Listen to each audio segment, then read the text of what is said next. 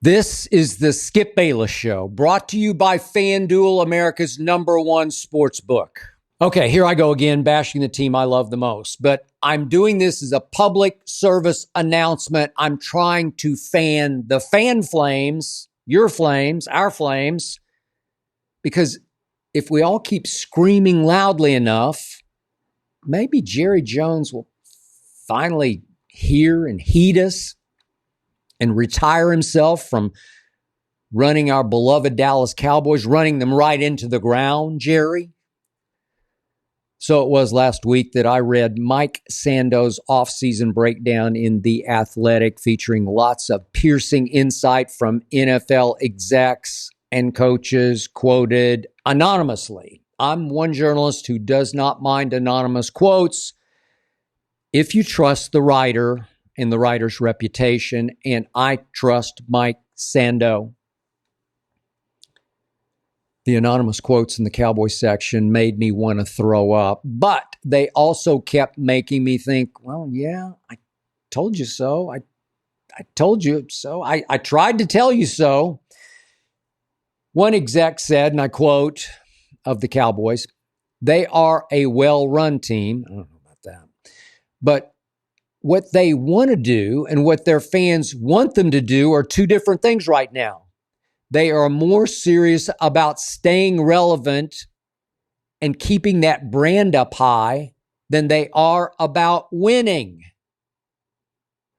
Yep, that's Jerry. Mike Sando writes, there has been no big offseason push to catch Philadelphia in the NFC East. From the decision to replace Coach Mike McCarthy from within, Brian Schottenheimer, to signing Dante Fowler Jr. to replace DeMarcus Lawrence on defense. Yep. So another exec is quoted as saying, they are buying low on former highly drafted picks like Solomon Thomas, Kaiir Elam. But how often do those guys really pan out? Jeff Okudah, signed by Minnesota, is Exhibit A, third overall pick, now on his fourth team in 4 years. Told you so.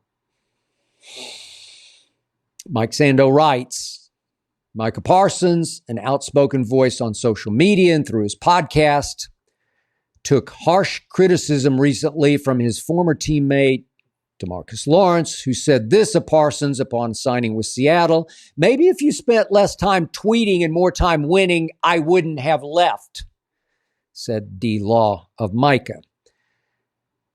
Cowboy fans, trust me, this team is a mess right now. So another exec said of the Micah negotiation, if you wait out Jerry, he will pay. But there are people who think Parsons is out there a little bit and might not be worth paying at the highest level. So it'll be interesting to see where Dallas falls on that. Okay. Here's my point. Of course, Jerry knew exactly what he was doing the other day when he told the media he didn't even know the name of Micah's agent, that he wants to deal directly with Micah. Look, Jerry just wants to create controversy, detonate headlines and publicity for Jerry Jones, keep himself in the news as long as he can through this Micah negotiation until, you know how it works, the week before the season opener, when he will make Micah the highest paid defensive player ever.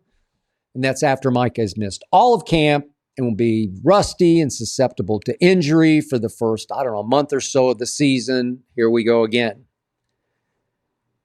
This, Cowboy fans, is what we have to look forward to next season. Now, this from Sando's breakdown on the Commanders, the Washington Commanders, who I fear will be next year's Eagles, with Jaden Daniels, of course, still on his rookie deal. Sando writes, the Commanders signed or re-signed 23 free agents to one-year contracts, by far the highest number for any team this offseason. They traded for left tackle Laramie Tunsil and for Deebo Samuel.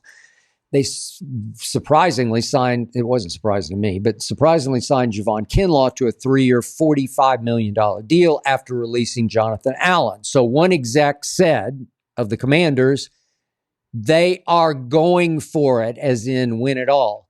Dan Quinn is like, let's go. I do respect that, said the exec. It's a boldness that is not afraid to fail, kind of like Howie Roseman in Philly pouncing on Saquon Barkley. Boom.